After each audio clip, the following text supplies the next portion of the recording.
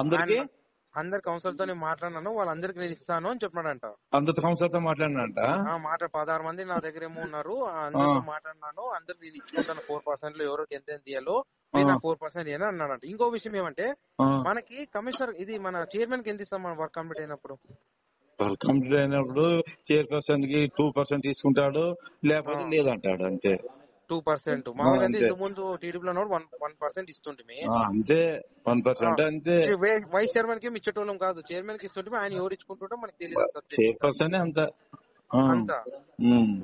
సరే ఏమో మరి ఎవరి పద్ధతి మాకు తెలియదు కదా. మాట్లాడు బుద్ధుడు చెప్పాడు. నేను చెప్తాను, అది మీకైనా తెలుసో లేదో అని నేను మీకు మేము ఎప్పుడు కౌన్సిల్ పెట్టిన దానికి ఎప్పుడు డబ్బులు ఎవరు ఇచ్చలేరు. ఎవరు అదే కదా తీర్మానం చేయడానికి ఎవరు, నేను వినలేదు, ఫస్ట్ టైం వింటున్నాను.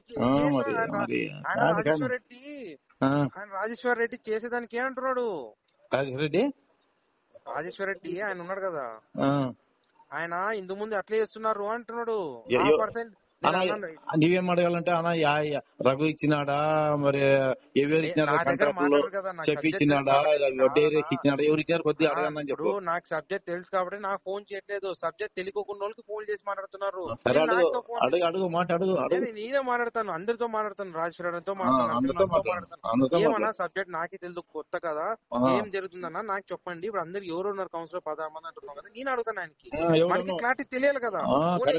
రేపు పొద్దున్న ఎవరికి ఇస్తామో తెలియదు, మరి రేపు పొద్దున్న వేరే వాళ్ళు వచ్చి అడిగితే ఖచ్చితంగా అడుగుతారు. ఇప్పుడు మీరే ఉన్నారు కాదు వంశీ, నువ్వు అతనికి ఇచ్చినావు మరి ఖచ్చితంగా అడుగుతారు మీరైనా కూడా, నో డౌట్ అది. నేను మాట్లాడతాను. మాట్లాడు